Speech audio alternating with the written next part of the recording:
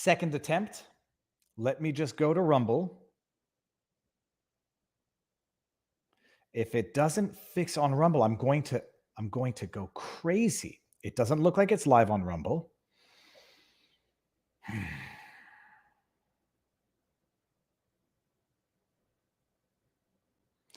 I see the comments calling me a boomer in Rumble. Can I not just make it go live on Rumble? Oh, hold on one second. Okay. There I is. Someone says Deep Center Press. I hope you all don't mind. I'm going to let this ad run. It's the new administration's knockout blow to your retirement nest egg. And it's a picture of Kamala Harris. And there's my face. Do you want to see how much I'm sweating? I'm actually not sweating that much. Okay, let me just go back to YouTube. Okay, here we're good. Here we're good. Go. Camera's a little cockeyed. Okay. We're live on Rumble, people. We're going to go live exclusively on Rumble after 30 minutes or so. Talk about some stuff.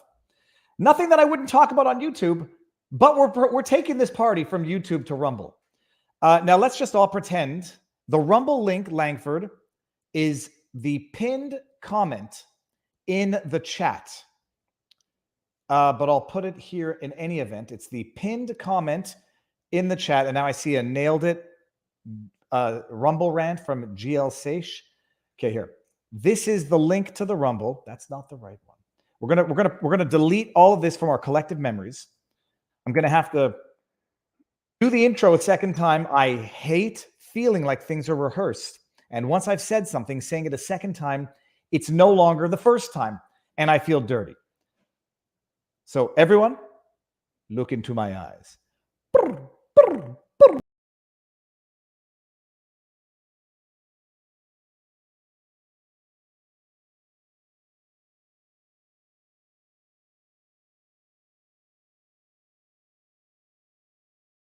The new attention on the MAGA Republicans. You tweeted in 2016, I knew this Trump was coming. stole an election. I was waiting, Peter, when you were going to ask me that question. She was waiting Well, for it. great. Here we go. Still doesn't have an answer. Trump stole an election. You tweeted Brian Kemp stole an election. If denying election results is extreme now, why was so it let's be really clear. That comparison that you made is just ridiculous. Just ridiculous. I have been just ridiculous. You're asking me a question. Let me answer. You're asking me a question. Ridiculous. I was talking. That was then. At that time. That was me. Now it's now. Now it's you. In danger of voting rights. That's what I was speaking to at the time. The new Speaking to. on We'll go over it very quickly, people. tweeted.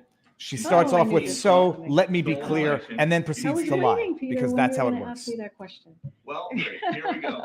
You tweeted Trump stole an election. You tweeted Brian Kemp stole an election. If denying election results is extreme now, why was So it then? let's be really clear. So let's be really clear. That comparison that you made is just ridiculous. It's ridiculous.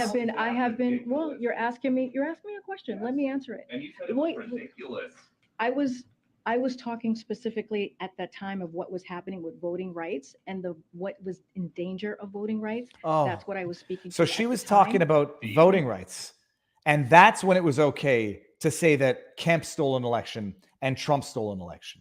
When you're talking about mail-in balloting, when you're talking about drop boxes, when you're talking about a number of other issues, then it's not fine to suggest what you openly stated 4 years ago. She knew the question was coming, still had a convoluted, dishonest answer for an answer, but we fact check things here. We don't just take people at their word. She said the Kemp statement was in the context of voting rights. Voting rights. Now we had the article, which we were reading when I realized this whole thing was going to hell in a handbasket because I couldn't. Where was the article? I might have closed the article. Brian Kemp. No, I had the tweet. I had the tweet from. Oh, for goodness sake! Now I lost that. Hold on. We'll pull up the tweet, and then we'll get the link that was referenced in it. It was Jean-Pierre Kemp stolen election tweet. I feel confident. All I'm doing is quoting Jean-Pierre. I'm not saying anyone stole an election. I'm just saying that the current press secretary of the White House in 2018 said that someone stole an election. Here, let's see the tweet. This is the tweet from the current press secretary suggesting that elections were stolen. Reminder, because, you know, that's the catchy way to start. Reminder, Brian Kemp stole the gubernatorial election from Georgians and Stacey Abrams. Oh, that's funny, because I remember Stacey Abrams also making comments about stolen elections. And then there's an article. Now, I want to see what the article says in order to vet the truthfulness of the qualification from the press secretary that when she said Kemp stole an election, she only meant in the context of voting rights. And that's somehow justifiable. You had DeSantis in Florida, weak, feckless leadership, waiting for directives from the government, literally waiting as people went to the beaches and began to, I mean, this decision by this governor in Florida, waiting for Trump to tell him what to do. I cannot listen to this. What we've been telling people from directives from the CDC for weeks now, that stay if you start feeling bad, stay home. Haven't we heard this from Dr. Fauci? Haven't we heard this from Dr. Birx? I'm sure the president's even said it. Pence's vice president even. Everybody's been saying you can. What's right? If I'm wrong, correct me. So where's morning the power of President Trump, specifically with Governor DeSantis, who was grateful to President Trump. This is a bigger problem for society is information inequality. Like, why did this? So what was the voting rights issue there exactly, Jean-Pierre? Oh, when Jean-Pierre said that Brian Kemp stole the gubernatorial election from Georgians and Stacey Abrams, her defense of that statement 4 years later is that she was talking about voting rights, which seems to be mildly unsubstantiated from the referenced article. Okay. But notice that she only talked about one of her tweets. She conveniently, as far as I know, omitted the second tweet. The second tweet was about Donald Trump. Karine Jean-Pierre. What does it say now? Personal account. Oh, it's a personal. I'm surprised she didn't go with, but it's my personal account. You know, I wasn't. This wasn't as a government official. I was allowed saying it. But all the other Americans out there who might have similar sentiments about another election a few years later cannot even say it in their personal accounts. Stolen emails, stolen drone, stolen election. Welcome to the world of hashtag unprecedented Trump. Responding to Kyle Griffin. Is this another voting rights statement, Jean-Pierre? So if a foreign nation takes something of ours, we should let them keep it. And then we go to the tweet, which I guarantee you is not going to be available. I don't even know what the heck that is. Jean-Pierre says, and I'm quoting, stolen emails, stolen drone, stolen election. Welcome to the world of unprecedented. Do you notice how conveniently in her answer to Ducey, she focused on the Brian Kemp tweet, but did not mention anything in defense of the Donald Trump tweet, probably because there was no way of defending it on any dishonest, disingenuous answer about voting rights. It was just stolen election, presidential election, not a gubernatorial one. It's totally fine. It's totally fine when I did it then. It's not fine when you do it now. That's how politics works. If it weren't for double standards, they'd have no standards at all. But like many people point out, it's not a question of double standards. It's a question of hierarchy. It's a question of hierarchy, and it's a question of them telling everybody out there, yeah, I did it. What are you going to do about it? You can't do it now. You'll get booted from platforms. You'll get yeeted from YouTube. You'll get censored from Twitter. But I did it. And now we've changed the rules, and you can no longer do it.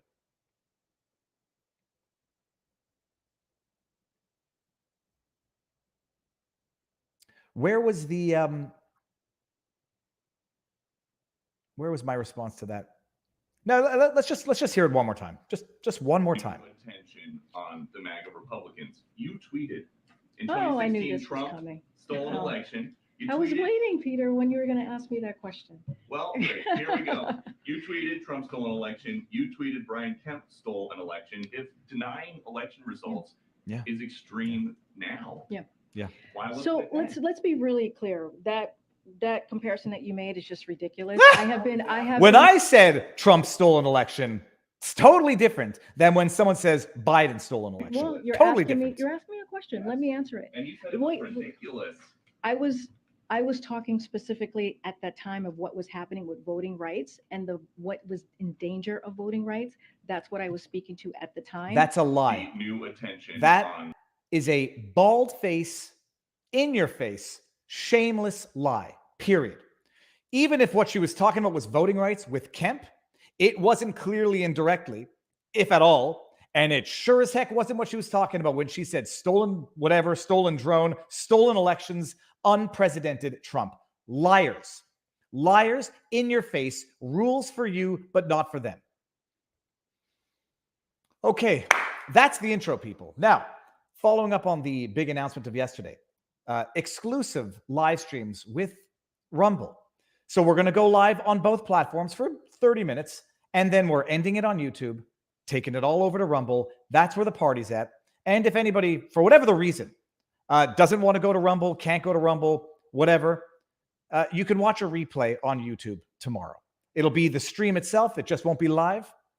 You won't be able to super chat. There's a thing called super thanks, but the party's going to be on Rumble. And like I said yesterday, it's not going to be a place where I'm going to say things that I wouldn't say on YouTube. I might not have to use code word, shmishmorshin, Yahtzee, whatever, yada, yada, which I still find humorous in that it highlights the absurdity of the politically motivated censorship on YouTube. It's not going to change me. We're just going to be able to have a freer discussion. But bottom line, Press Secretary Karine Jean-Pierre lied about what she did, why she did it, and it highlights the absolute hypocrisy, the shameless in your face. I get to say whatever I want to say, whenever I want to say it, and then I'll just change the rules. I'll just slightly modify the rules so that you are shut up, demonized, and berated for saying exactly what I said 3 years earlier. MAGA Republicans deny the elections. But when she says Kemp stole the election and Trump stole the election, totally fine. My goodness, so the bots are in and the bots are subscribing for 5 minutes. David is Justin Trudeau's brother. I sure hope not. That would be so gross, because that would mean that either my mother was stooping someone who she shouldn't have been, or my dad was. Both gross. And yeah, that's that. Atrocious. Everybody, just a little, we'll open a parentheses and just back away from the law stuff. We got our shipment of stuffs from Canada yesterday. So I've been running around the house, like I told our locals during an exclusive quick local stream before this. It's an amazing, the amount of clutter that you develop over time. And our stuff from Canada just got shipped down, delivered. Picture frames, pictures, stuff that you forgot you even ever had. And you realize, like, when you're walking around a totally empty unit, you get used to it. And then how quickly it gets cluttered with picture frames, kitchen stuff. But one thing has made it across the border: the deer head. Now, full disclosure, I did not shoot this deer. There's a fun story behind this deer head. Anybody who's been watching me for a long time would recall that at one point in time when I was doing a vlog in the living room, this is a 10-point buck from my count. See here. Look at that. When I was doing live streams in the living room of my old house, people saw this in the background. Some people gave me some grief for it. Others just remarked on it. This deer head is over 100 years old. It came with a cottage my parents got, like a tiny cottage up in the mountains in Quebec. It came with the house. No one ever took it off the wall.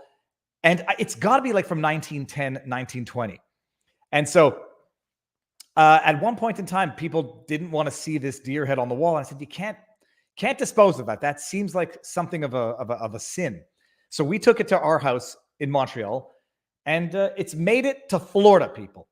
This is it's the traveling mounted deer head.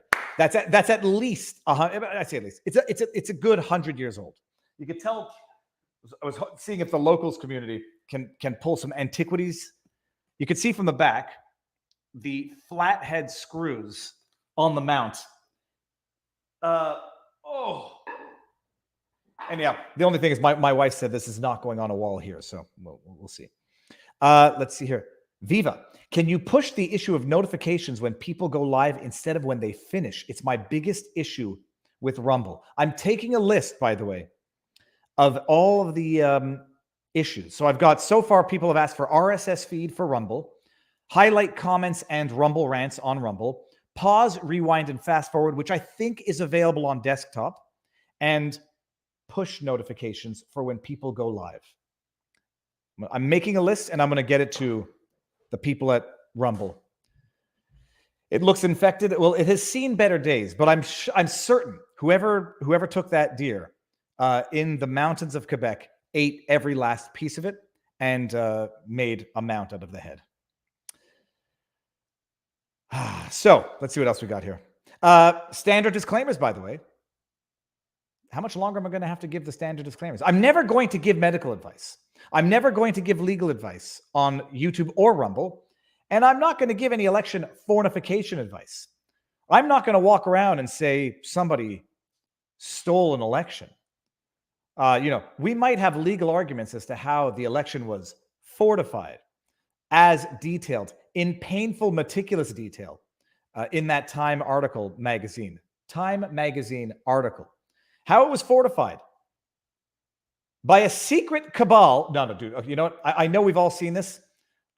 Entertain me. I will not give election fortification advice.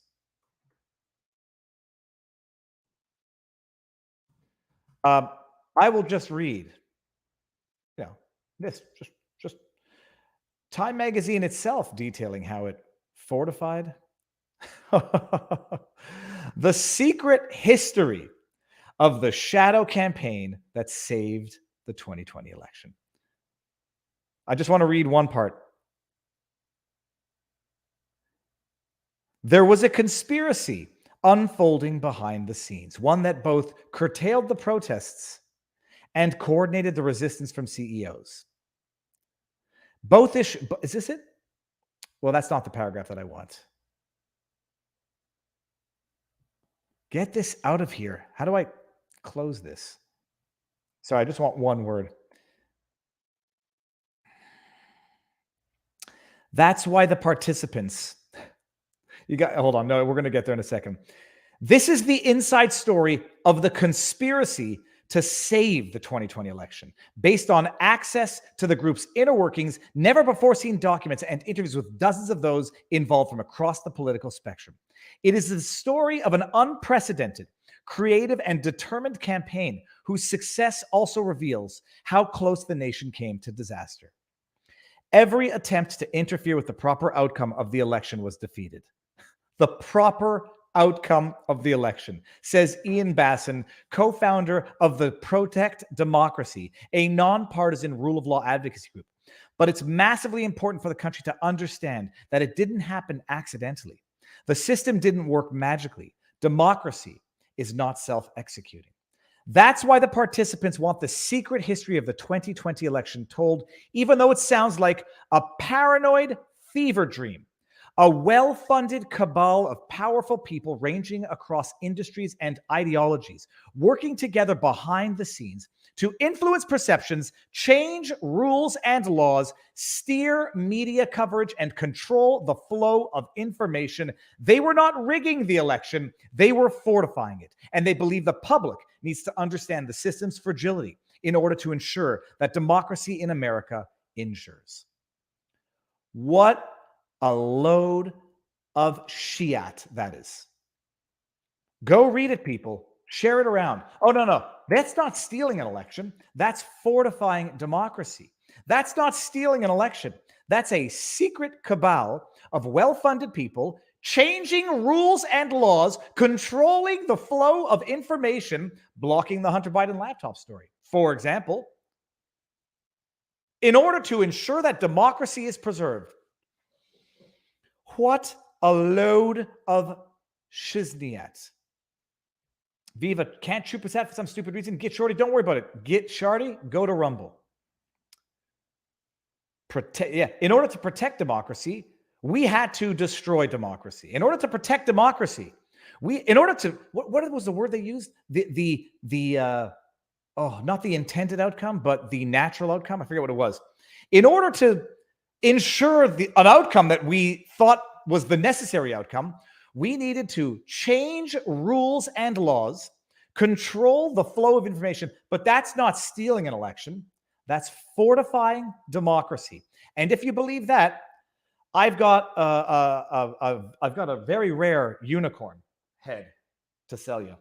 It's a unicorn, but it's got 10 points. Load of crap. Yeah. So yeah, that's it. Oh, that's it. Now, what else is in the news today, people? Bannon. They're not gonna leave Bannon alone. Period. When's he getting sentenced? He's getting sentenced very soon, in a month or so, for the contempt of Congress. Apparently, according to Rachel Maddow on Maddow's blog, they're looking to indict Bannon. Bannon put out a post the other day. He's expecting to get indicted as well. They will not leave Bannon alone. What else is out there? TikTok, a platform that is used by young people, for anybody who knows. Well, the libs of TikTok keep discovering people on TikTok who are promoting very, very bad things. I'm not even mincing my words. Very bad things targeted at children, referring to puberty blockers as the catchphrase now is just pause. I'll get back to puberty when I'm ready. Giving information which is disinformation, misinformation at a medical level. And by the way, don't trust me. Don't listen to me. I've got the receipts because I'll go see what the Mayo Clinic has to say, just to check. The catchphrase now for puberty blockers is, it just puts a pause on puberty. And speaking of catchphrases, another item of the day, it's very weird where in real time, you see people, you see leaders, you see politicians, you see people promoting international policy, all start to use the same terminology in tandem at the same time. Build back better. Flatten the curve. What's another one that they're using, by the way? Now they're using, coming out of Gavin Newsom, step up. It's like they all start using it in tandem, and there's nothing to see here. It's just every leader, every politician starts using the same terms at the same time for no better reason. It's just a coincidence. We're going to talk about that. And what else? No, there's more. There's more. What was this?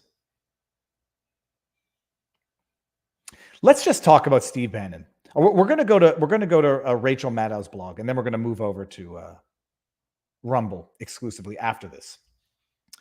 MSNBC. This is Rachel Maddow. Why Steve Bannon expects to be indicted? Yes, again.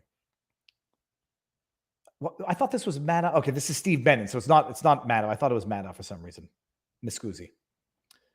Let's just read this.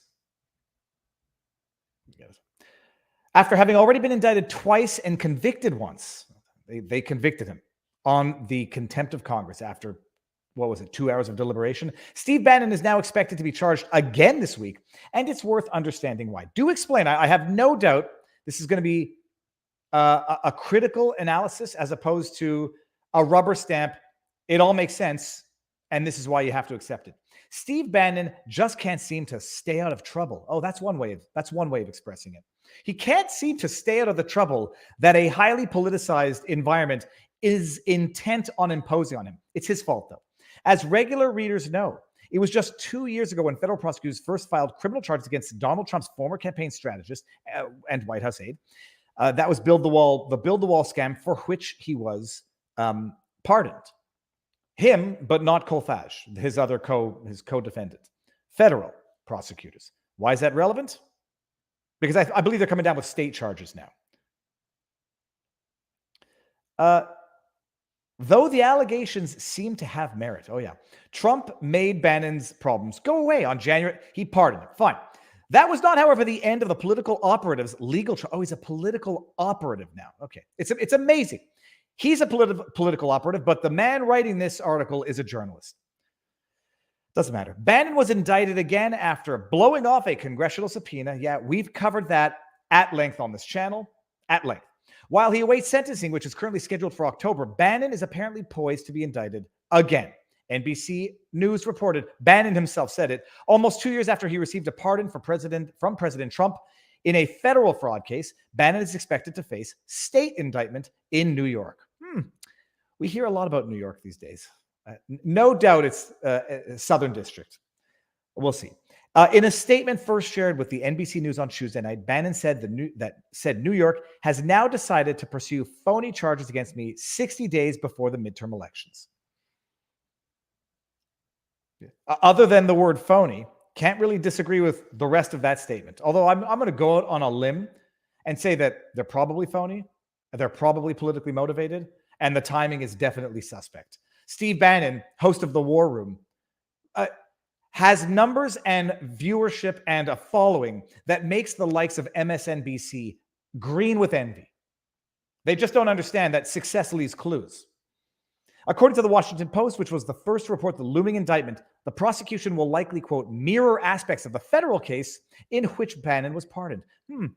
Robert Barnes and I have talked about this at length on the channel during our streams. The idea of double jeopardy, federal charges for which you are either acquitted or pardoned. Oh, well, let's get a second kick at the jeopardy can and go for state charges, because you can't get pardoned for state charges. So I presume they can just freely bring straight state charges, even if it, as they say, mirrors aspects of what he was already charged with federally and pardoned for by Trump. In other words, it's time to take a fresh look at the We Build the Wall project. Let's take a fresh look at it. That's how justice works. For those who might need a refresher, We Build the Wall came into existence partway through Trump's term, ostensibly created to supplement the Republican White House's efforts to build. It was to build the wall, people. It was to build the same wall that Joe Biden now has gone back and said they're completing. They're not finishing it. They're just filling in holes. They're just leaving off. They're finishing up certain portions of that wall. When the government wasn't doing it, private actors started raising money to do it themselves. Bannon, Brian Kolfage. As a high-profile political player, Bannon's role as a board member of the outfit lent it credibility. It wasn't long before We Build the Wall raised $25 million. Did any of the donors file a complaint? Probably not. The project, however, almost immediately ran into troubles. ProPublica and the Texas Tribune reported, for example, structural issues raised concerns that conservative outfit delivered a defective product. So they actually built the wall. But now the fact that it might have had problems, as though the government has ever built roads or bridges that don't frequently have problems in short order. Maybe not. I don't know about the States. In Quebec, they fill in the potholes. They build the roads. They've got potholes next year. Oh, now structural issues, they're gonna say it's fraud. They stole the money to build a crappy product. The whole endeavor became so problematic that Trump tried to distance himself from the group and its endeavor. I'm not sure about that. I'm not sure I would believe that spin. He was, by all appearances, brazenly lying. The Texas Tribune reported Trump claimed this privately funded border wall in the Rio Grande Valley was built to make me look bad, even though the project's builder and founders are all Trump's. Whatever. Okay. Let's just skip down. Oh, is that it? Okay, well, let's finish this here. For his part, Bannon told the public that We Build the Wall would function as a volunteer organization.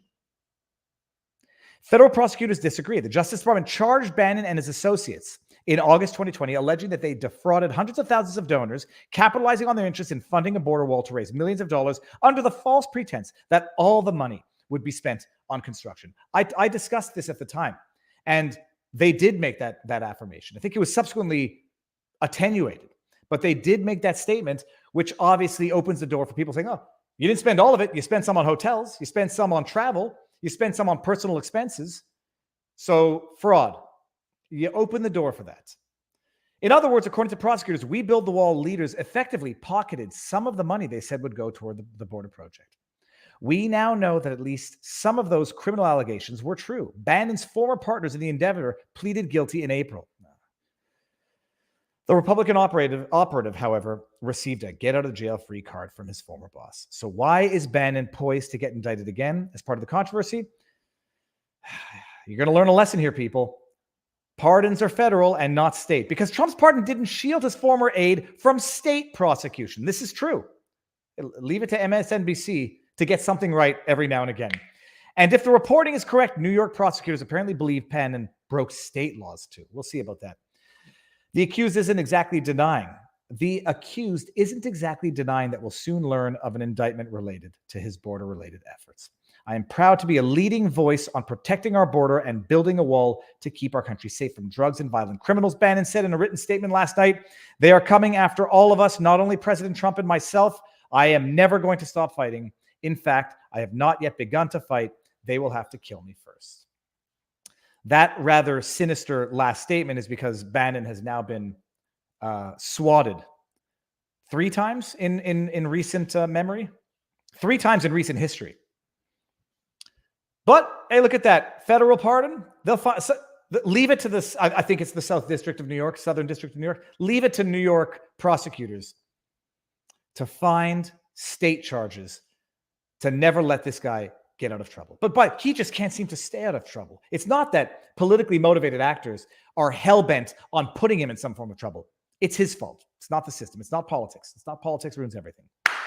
Okay, people, we're winding this down now. 30 minutes in, we shall be ending the stream on YouTube, bringing it over exclusive to Rumble in time for some very, very interesting discussion about doctors who go by the handle Ask Doctor on TikTok, giving what I do believe is or ought to be considered